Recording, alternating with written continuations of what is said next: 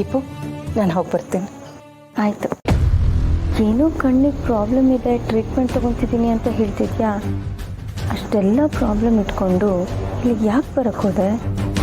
ನೀನು ಇಲ್ಲಿಗೆ ಬಂದಿದ್ದು ಮಗಳಿಗೆ ಬಾಗ್ನ ಕೊಡಬೇಕು ಅಂತ ತಾನೇ, ಅಥವಾ ಎಲ್ಲ ದೃಷ್ಟಿಯಲ್ಲಿ ಒಳ್ಳೋಳಾಗಬೇಕು ಅಂತನಾ?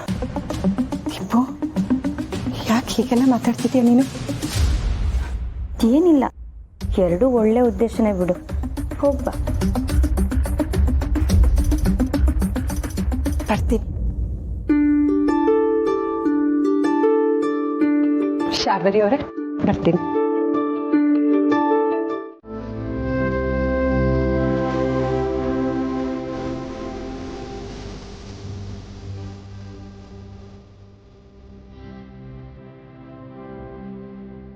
ಈ ಮನೇಲಿ ಯಾವುದೇ ಪೂಜೆ ಆದ್ರೂ ಎಲ್ಲಾನು ಇವಳೇ ಮಾಡ್ಬೇಕಾ?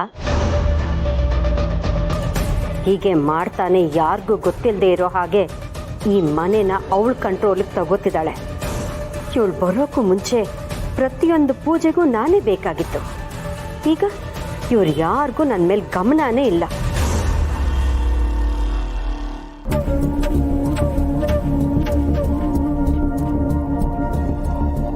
ಚಿಕ್ಕಮ್ಮ, ಇವತ್ತು ನೀವೇ ಪೂಜೆ ಮಾಡಿ. ನಾನಾ? ಯಾವಾಗಲೂ ತುಳಸಿಯವರೇ.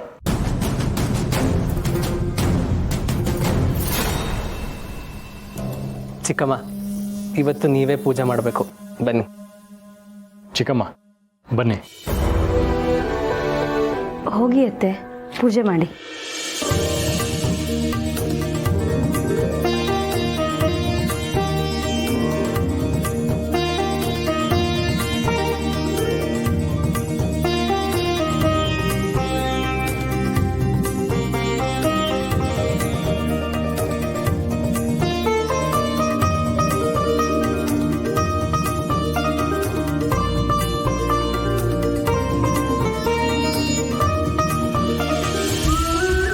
ಅಮ್ಮ, ಈಗ ಸಮಾಧಾನನ?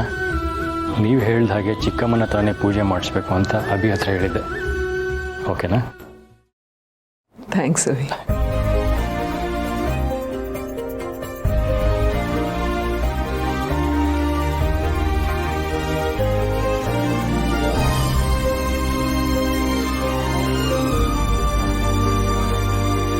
ಓ, ಬನ್ನಿ ಬನ್ನಿ, ನಿಮಗೋಸ್ಕರನೇ ವೆಯ್ಟ್ ಮಾಡ್ತಾ ಇದ್ವಿ.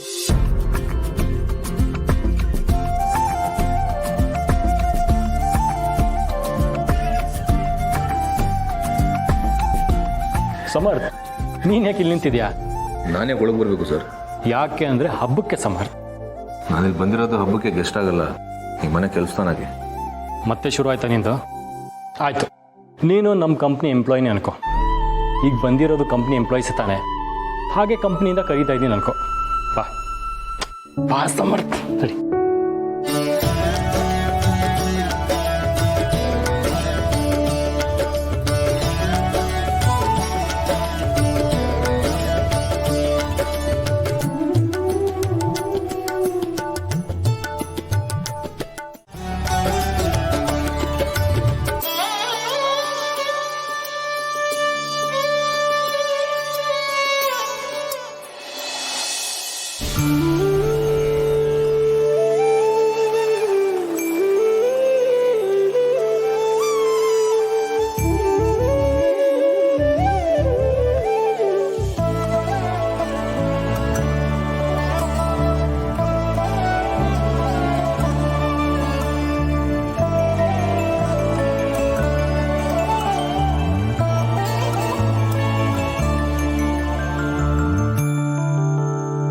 ಅಮ್ಮ, ಇವರು ಟೀಮ್ ಲೀಡರ್ಸು, ಇವ್ರಿಗೆಲ್ಲ ನೀವೇ ಗಿಫ್ಟ್ ಕೊಡಬೇಕು.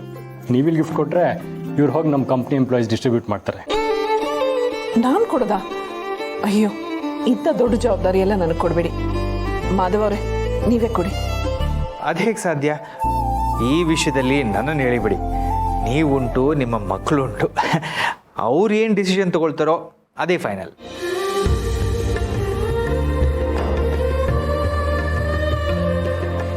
ಹಾಗಾದರೆ ಅಭಿ ನೀವಿಬ್ರು ಇದನ್ನು ಕೊಡಿ. ಅಮ್ಮ, ನೀವಾಗಲಿ ಚಿಕ್ಕಮ್ಮ ಆಗಲಿ ಈ ಮನೆಗೆ ಮಹಾಲಕ್ಷ್ಮಿ ಇದ್ದ ಹಾಗೆ. ಮನೆಯಲ್ಲಿ ಏನೇ ಶುಭ ಕಾರ್ಯ ಆದರೂ ಅದು ನಿಮ್ಮಿಂದೇನೇ ಆಗಬೇಕು.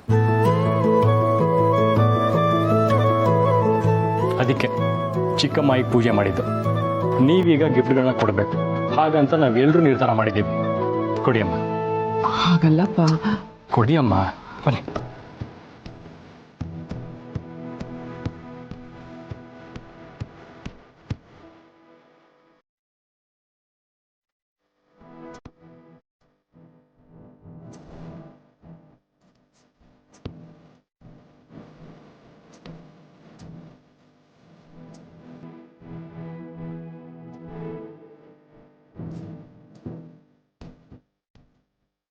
ಸರ್ ಇದೆಲ್ಲ ನನಗೆ ಯಾಕೆ? ಹೌದಲ್ಲ, ಮನೆ ಮಗನಿಗೆ ಇದೆಲ್ಲ ಯಾಕೆ ಕೊಡ್ತೀರಮ್ಮ? ನಾನು ಈ ಮನೆ ಎಂಪ್ಲಾಯಿನ. ಕೊಡಿ ಕೊಡಿ.